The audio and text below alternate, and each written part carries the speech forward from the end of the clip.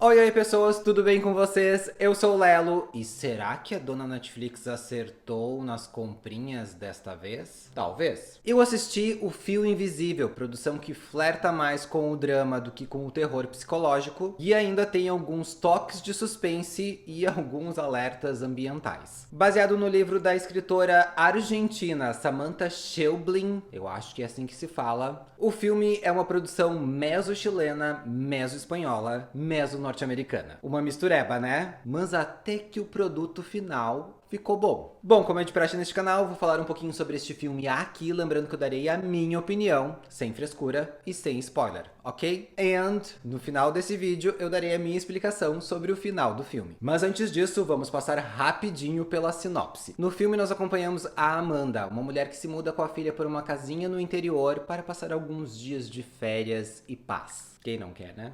Quem não queria uns dias de paz? Lá, ela conhece a sua vizinha Carola, uma mulher meio misteriosa. As duas criam uma relação de amizade que só é quebrada por causa de um comportamento meio estranho da Carola. Porque ela acredita que o seu filho, o David, não é apenas um rapazinho diferente, mas que dentro dele existe algo meio maligno e que algumas coisas terríveis podem acontecer quando ele está por perto. Bom, parei por aqui, então vamos à minha opinião sobre o filme. Olha, estou impactado positivamente, apesar de algumas coisinhas. Antes de mais nada, eu preciso falar sobre o modo como a narrativa de O Fio Invisível é construída. Porque eu tenho certeza de que este é o ponto que vai fazer com que muita gente não goste do filme. Porque sim, ela é um pouco confusa e diferentona. Entretanto, contudo e todavia, essa é uma das grandes sacadas da produção. Na verdade, parece que o roteiro está te entregando algumas pistas enquanto ao mesmo tempo tenta te confundir. E isso gerou em mim uma grande curiosidade de saber o que estava acontecendo ali. Mas eu sei que nem todo mundo vai curtir o modo como a história se apresenta para nós. Muito porque o desenvolvimento dela não segue o padrão das produções que a gente está acostumado. E também não ajuda muito alguns trechos serem um pouco mais arrastados do que deviam e outros conterem simbolismos que não agregam muito para a história. Mas se eu disser que existe um momento no filme, mais ali pro finalzinho, aonde todas essas coisas se encaixam, você vai acreditar em mim? Nem eu acreditei. Fiquei surpreso. O roteiro consegue realmente criar uma resolução e justificativas para tudo aquilo que está acontecendo, apesar de eu ainda questionar o comportamento de alguns personagens. E isso faz desse filme um exemplo de como a montagem pode fazer com que o roteiro tenha outras camadas. Porque essa história poderia ser contada de outra forma, que seria mais fácil de nós consumirmos, se a montagem tivesse sido feita de forma diferente. Porém, eu gostei muito do jeito como eles construíram. Eu achei que dá um ar completamente diferente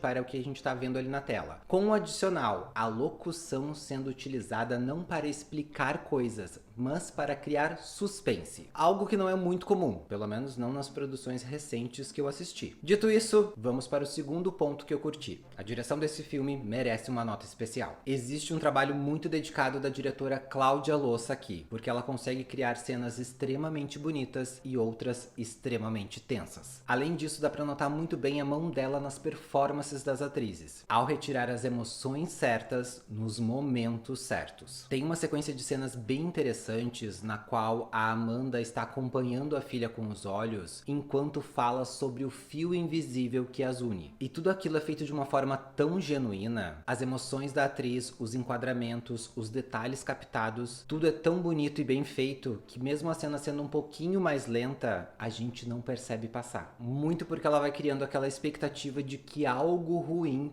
pode acontecer a qualquer momento. Parece que a diretora nos transporta para a cabeça de uma mãe, sabe? Que tá sempre cuidando do filho, meio que esperando que algo ruim possa acontecer com ele. Aquela coisa de mãe protetora, né? E eu acho que as escolhas da diretora também são responsáveis por dar o ar mais sombrio que o filme tem. Em relação às performances, eu achei as atrizes ótimas. E até a atriz mirim, que faz a filha da Amanda, vai bem além do esperado dela. Agora o filme peca justamente ao não trabalhar melhor o David. E assim, o pouco que ele aparece já é o suficiente para despertar algumas sensações. O personagem é bem complexo e o jovem ator entrega isso nas oportunidades que tem, muitas vezes usando apenas a voz. Além desse deslize, tiveram outros dois pontos que para mim o filme errou no tom. Um deles ao falar das crianças que nascem na cidadezinha. Por mais que eu tenha entendido o alerta que o fio invisível quer fazer, usar as crianças para apoiar isso me pareceu completamente desnecessário e indelicado. Principalmente de uma atriz mirim em específico, que foi utilizada como um recurso para gerar terror para uma cena. Ainda mais sendo uma cena que não acrescenta muito para a história. E o segundo ponto que o filme errou para mim foi justamente no alerta que quer fazer, que eu acho positivo e interessante, mas a forma como eles abordaram me pareceu bem leviano. O filme não se aprofunda no tema e só o utiliza como justificativa para parte das coisas que estão acontecendo, sendo que existe muito mais por trás daquilo. Me pareceu aquele ativismo que só arranha na superfície do real problema. E é uma grande pena, porque isso faz o filme perder grande parte da sua mágica. E por esses motivos, ele leva 3 alienzinhos. É incrível como a história demonstra muito bem o complexo elo que existe entre mãe e filho num produto muito bem feito. Pena que ele se perde um pouco na questão maior que quer abordar. Fim da crítica. Agora darei a minha explicação sobre o final do filme e também sobre o contexto geral da história. Então, como eu darei vários spoilers, fica a seu critério seguir. E se você não vai seguir, deixa o teu like, se inscreve no canal se você não for inscrito e a gente se vê no próximo vídeo.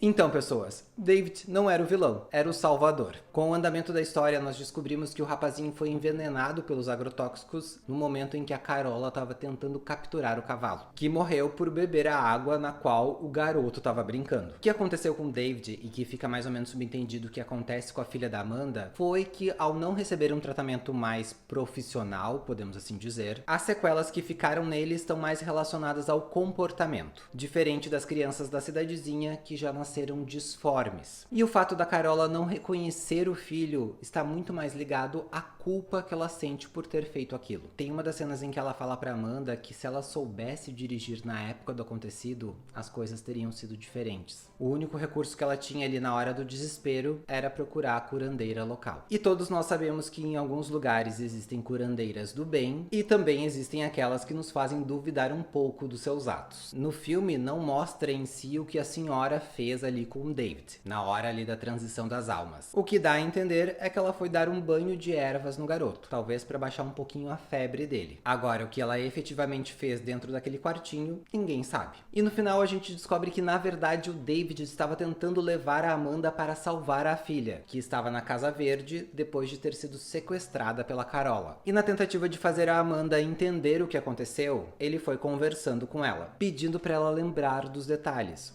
Ou seja, do momento em que ela foi envenenada. Pra mim fica muito mais claro que o David não era o vilão quando na cena final o marido da Amanda aparece e ele corre pra dentro do carro e se abraça no ursinho. Na verdade ele só era uma criança querendo receber amor. Algo que ele não tinha em casa pela mãe se sentir culpada demais e pelo pai estar mais preocupado em como reverter a situação financeira. Realmente a história do filme é bem simples, mas a maneira como ela é construída é que dá todo o charme. Bom, e pra você, qual é a explicação do filme? Eu vou ficando por aqui, esse é o vídeo de hoje. Se você curtiu, dá um joinha. Se você não é inscrito no canal, se inscreva. Eu vou indo lá.